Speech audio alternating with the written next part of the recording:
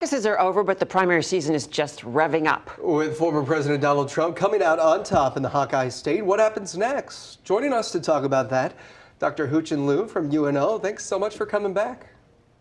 Great to be with you. Well, Dr. Liu, New Hampshire is up next for voters. After Trump's win in Iowa, is it possible for him to come out on top there?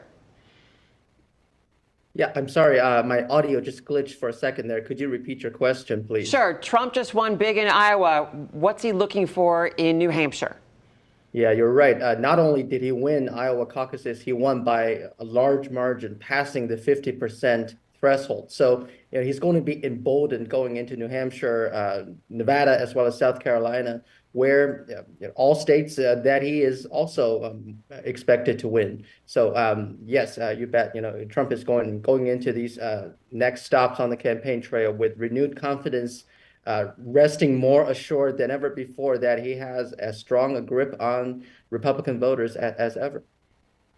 Dr. Liu, only about 15% of registered Republicans in Iowa caucused last night. Should we read into any of those low numbers, and does that mean that there could be different outcomes in other states? Yeah, possibly, but ultimately it was brutally cold in Iowa, a kind of weather that a few regions in the country would be able to understand. So at the same time, one got to ask, to what extent did that brutal cold benefit Trump over other candidates? And the answer is, probably a little bit, but in the end, it was incumbent upon Ron DeSantis and Nikki Haley to really work up their voters sufficiently to overcome the enthusiasm gap that Trump had over them. So, this is going to future races. The weather may be more pleasant and more hospitable to these candidates and their supporters, but the candidates must overcome the elements, whether that is the weather or political ones. Sure. And finally, they want to win these primaries, they want to win these caucuses because it means momentum for the campaign, and then the money follows, right? Yeah, yes, it does.